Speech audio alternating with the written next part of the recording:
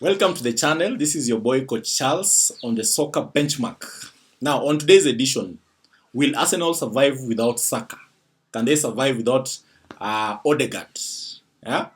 These are two big questions that everyone is asking, and even Arteta is worried.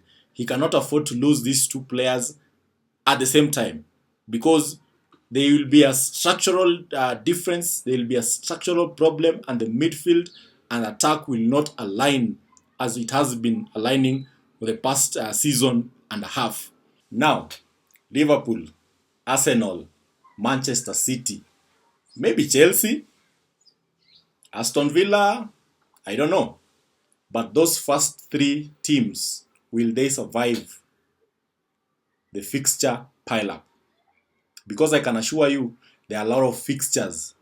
Midweek, weekend, midweek, back to back. All the way until the international break. Now, will a team like Arsenal survive without the midfield maestro in Odegaard and Saka on the far right wing? Will they survive?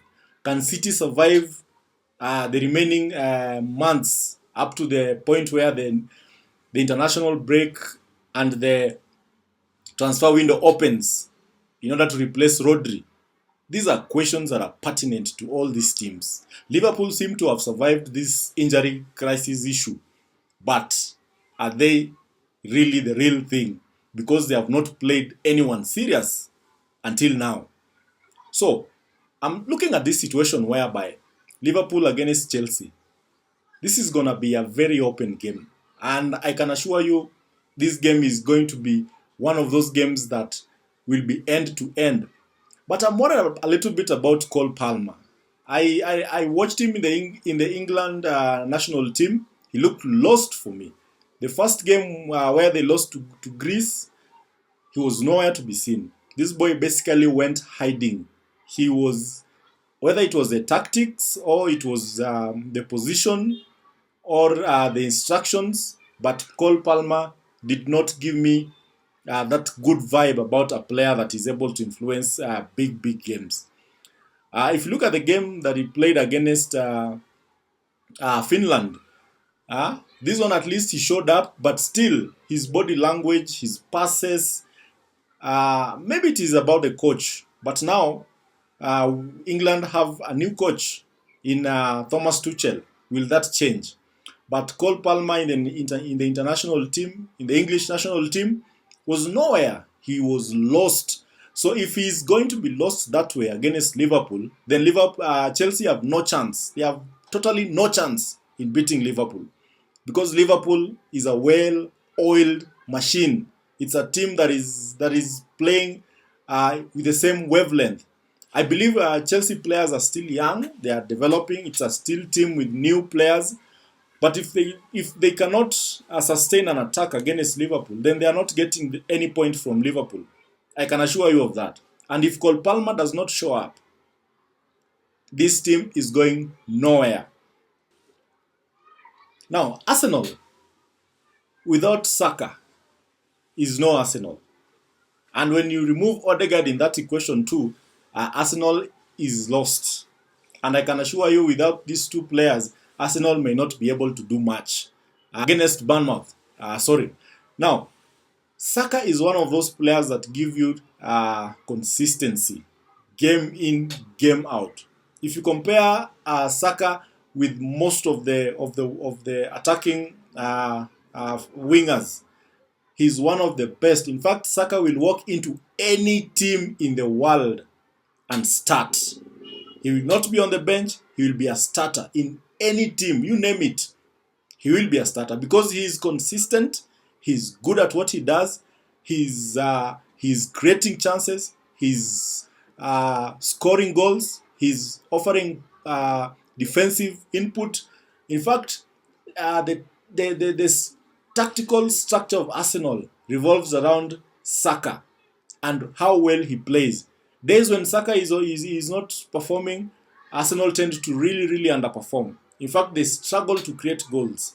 If you see the goals he scored in the last match, it shows you the kind of player that this Saka player is. So, Arsenal as a team,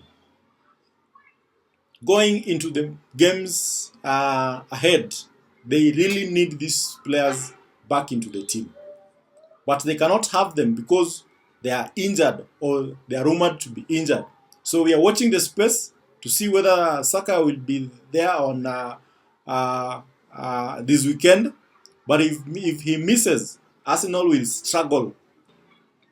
Now, Manchester City without Rodri is no Manchester City.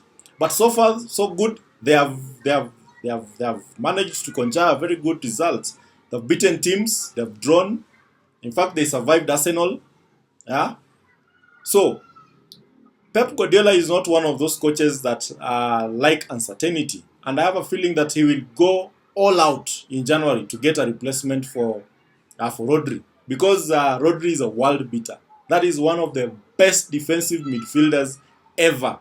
If you watch the way Rodri plays, he gives the outlet for all the players. The attackers can see him, midfielders can look at him, and defenders always have him at their disposal. If you have no idea what to do with the ball, just give it to Rodri. Because he's able to break attacks, he's able to start attacks, he's able to score, assist. In fact, Rodri is one of those midfielders that he's a generational talent, one in a million. You look at the Spain national team, the performance was not as solid as it has always been because they've missed Rodri already. Because Rodri just gives you that X factor in midfield. He is able to anchor that midfield on his own, meaning that a team is able to be tactically flexible by having an extra attacking midfielder because they are assured that Rodri is always available to receive the ball, to pass the ball, to break play, to tackle. He's able to do all these things. So Pep Guardiola will not sleep on his ears without Rodri. He has to go out and he will go all out. And remember, Guardiola does not buy cheap. Most of his players are 50 million plus players. So he will go for a well-known midfielder, a well-known talent that can be able to anchor that midfield. So far, Kovacic has done a good job, but he'll be caught out because he is not Rodri. He is not as efficient and fluid as Rodri. So the league is between these three teams: Arsenal, Liverpool, and Manchester City.